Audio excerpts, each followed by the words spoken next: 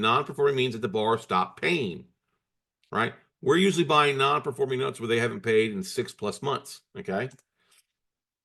There's also junior liens you can buy, second liens, performing and non-performing. There's a lot of folks looking out for there. We just don't see as much of that as we used to back 10, 15 years ago. I don't buy second liens.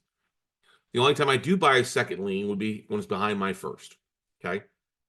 With second liens, you really need to buy 4, 5, 6 of them because 2 or 3 are not going to perform. You're going to have to wait till that borrower either sells the property off, it goes to refi, and the other 2 or 3 you might get reperforming, but you never want to buy a non-performing note behind, non-performing second behind a non-performing first. It's a very riskier spot. It's a riskier position being in a junior lien position, and they're not that big a bang for the buck. Some people like it because you used to be able to buy them at cheaper rates and you get some high returns, but that's not the case. They're not really discounted these days like they used to be in the past. Okay. Big thing in the market right now is distressed commercial debt. You can also buy commercial loans that are performing and commercial loans that are non-performing. There's a whole different asset and animal to buying a commercial note from buying a residential note. Different types of due diligence is a little longer process. Okay. You can still make money, a lot of money with that stuff, but I've always been from the big things like make your bread and butter, the residential notes you buy, and your retirement be the commercial stuff.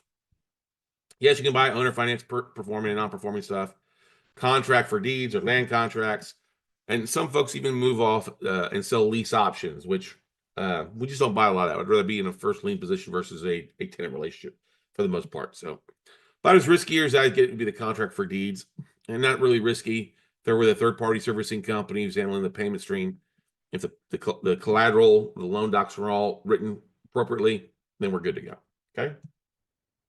Now, where should you focus? Okay. There's always when I talk to people, I'm like, what are you looking for? Are you looking for cash flow? Or are you looking for property? Well, you should always in the note space. The note space is exactly tells you what you should be focused on. Cash flow.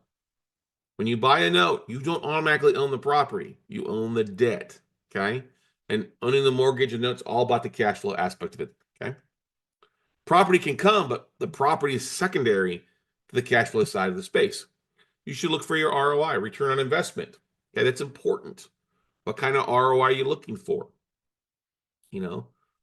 I was talking with a guy yesterday. He's like, oh, I'm looking for 12. I'm like, okay, are you using your own money? No, I'm going to use other people's money.